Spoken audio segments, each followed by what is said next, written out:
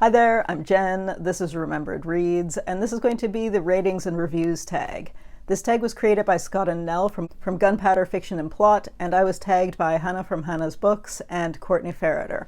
I will link to all three of their videos below. Because this is a tag from Scott and Nell, they always make you tag people first, and I think the people that I would like to tag are Shannon from That's So Poe, because while our tastes overlap somewhat, they diverge in some very specific ways, and I think we have fun talking through that sometimes. So I'd be curious to hear her take on reviewing. And also Cynthia from Book Whimsy, who reads both very academic work and very fun commercial, I don't love that label, but that kind of thing. So I'd love to hear her talk about this as well. And also Mariana Mas Books, because she has had some great comments lately that I've had great fun reading. Her channel is also a lot of fun. So I will link to everybody's channel down there too. Consider that a shout out of all three of those people too. If the lighting and the angle just changed, it's because I've filmed this 3 times now and I keep going off on tangents, so we're going to try this again. Question 2 is, how do you know you've just finished a good book? Is it a thinking or feeling response?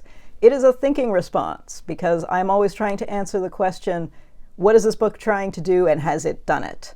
Question number 3 is, when you begin to form your review or rating, what is the first question you ask yourself? That is the first question I ask myself. What is this book trying to do and who is it trying to do it for, and did it do it? And the reason for that is that a book can be doing the same thing for different audiences, and whether it's successful or not will depend on who that audience is.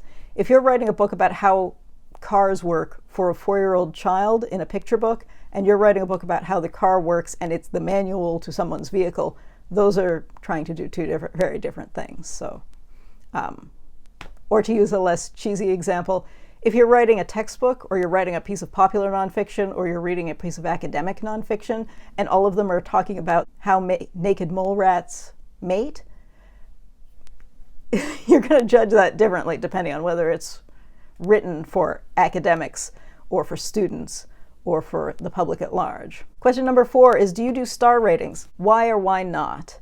I do star ratings on Goodreads, but not generally on Instagram or Booktube, because I feel like Instagram and Booktube are more for discussions, and Goodreads I've been on since 2007, and it originally felt more like a reading journal that you're sharing with people, so I still use it that way, and the star ratings are a shorthand for me. If yes, explain your star rating system. For me, 3 stars means it was a good book. It did what it was supposed to do. If it fails, then I dock stars. If it does things exceptionally, then I add stars. So a good enough book gets 3 stars. Is your star rating system consistent? Are all your 5-star books better than your 4-star books? And I would say within an individual category, yes. Across categories, I think it's nonsense to try to compare. Against Their Will, the history and geography of forced migrations in the USSR is a piece of academic history. Winning Ruby Heart is a category romance. I gave both of these 4 stars. And on no planet would I try to compare these in any way outside of the star rating system, because this is being compared to other books within its category, and this is being compared to books within their category, because they are trying to do completely different things. And my rating is, so I guess you could say that they're of equal quality in the sense that they both did what they were supposed to do equally well. So, Question number 5 is, do you believe every book has its perfect reader, and does this contradict the idea that a book can be bad? I think every book has an ideal reader in mind. Sometimes it's a vanity project, so the ideal reader is the author. But because it has an ideal reader doesn't mean that that ideal reader is going to like it. There are dozens of murder mysteries and dozens of paranormal romances, and all of those are written with a specific audience in mind, and the audience doesn't always like them because they're not all equally good or equally engaging, or people just like different elements. So yeah, that doesn't really have, and it doesn't necessarily mean anything about quality, because sometimes it's just what happens to be on trend at any given time. So I don't think having an audience, every book has an audience, and an ideal audience or a target audience in mind. I don't think that changes whether something's good or bad. Question number 6 is, what book have you hated that you've recommended? I have never recommended a book that I've hated, although to me, hate doesn't mean that something is bad quality. Like, I intensely disliked The Da Vinci Code and Angels and Demons. I really dislike Dan Brown. But I think for someone who likes that genre and isn't bothered by some of the elements that bothered me, like, I can acknowledge that those are engagingly written thrillers. I read Uzma Jalaluddin's newest book this year, which is a play on You've Got Mail, the romantic comedy. And I hate that movie. So I didn't like the book, but when I talked about that on my channel, I said, if you liked the movie, you'll probably like the book, which I guess is something of a recommendation. But again, that's about enjoyment. That's not about quality, which I think quality helps you enjoy something, but there's a lot of fun trash out there where you ignore the bad parts because the good parts are so fun. So question number 7 is, what makes a book good, bad, or great by your evaluation? A good book does what it was supposed to do. A bad one doesn't, and a great one did it exceptionally well. Question number 8 is, when evaluating the quality of a book, do you have specific criteria or aspects of the book, such as character development, that you consider? Does this change if you're writing an in-depth review or just thinking about the book for enjoyment? No, I don't think about enjoyment. I'm no fun. No, I always think about, is this successful at what it's trying to do? Now, I mean, there are some things, especially military historical fiction and sometimes military thrillers, where I'm there for the battle scenes. The rest of the book can be trash. There are some writers in that genre, I'm sure you can think of them, who cannot write characters to save their lives, but they write great battle scenes or great action sequences. And so my enjoyment isn't based on quality, but I am aware that the character elements are terrible. If the dialogue is awful, you know the dialogue is awful, and that would be something I would talk about. And so when I say something is fun trash, that's what I mean. There's a quality issue with this, but I'm entertained by it.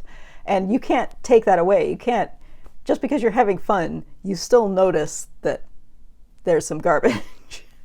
And when I'm talking about things being qualitatively good, bad, I think talking about books is like being a figure skating judge. It is not like being a speed skating, the person running the time for speed skating. The level of objectivity you can possibly have in something that has an artistic quality is just so wildly different from building a bridge or running a race. It's just a different measure, right? Question number 9 is, do you consider star ratings or average ratings when choosing books to read or add to your TBR? No, because I think aggregators are collecting people who use vastly different rating systems, and also people who don't think of their ratings as reviews, people who are using it as a journal entry, if we're talking about something like Goodreads. And when you're talking about, in certain categories, yes, quality is what I want, but I want quality plus something else. And also, sometimes I don't want quality. Sometimes I want trash, but a specific kind of trash. And a review and a rating isn't going to tell you which one that is.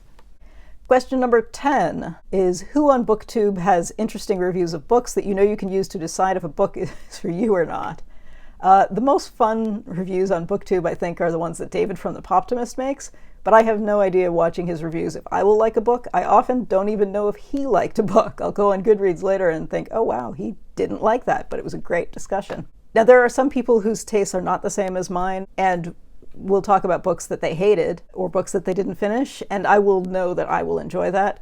I think Shannon from That So Po, for example, will talk about science fiction or fantasy sometimes, and she is not interested in the super violent stuff, whereas I do gravitate towards grimdark, so she may DNF something at 25%, and I will know that I'll enjoy that.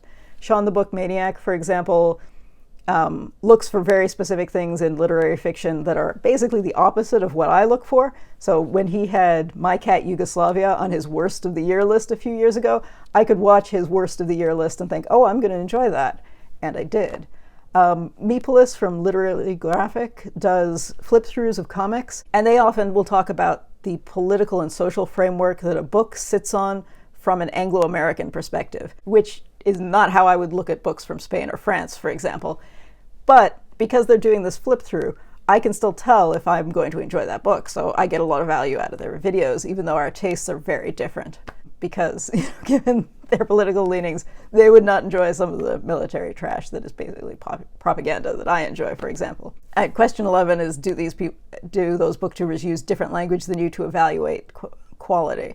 And probably, I think Shannon is much nicer than I am. Shawn is much more into hyperbole and sarcasm than I am.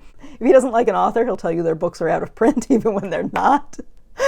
I commented on one of his videos like, Timothy Finley's books aren't out of print. Penguin just put out a whole new modern classics editions of all of his. And he was like, I disagree. Like, it's an objective fact, but it's a joke. It's not meant to be taken seriously. But again, I don't know if that's about quality. That's just about taste, which is different from quality, right? The political leaning or the style of something that's aiming for something artsy, or the relative violence level of something that is intended to be violent. I don't think any of those are comments on quality, so that's coming down more to taste.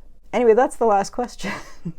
This was much faster than the last time I filmed this. It was twice as long before. That's impressive. I guess the tagging happened at the beginning, but if you want to do this tag, consider yourself tagged, and thanks to Scott and Nell for creating it. That's it for now. Ciao.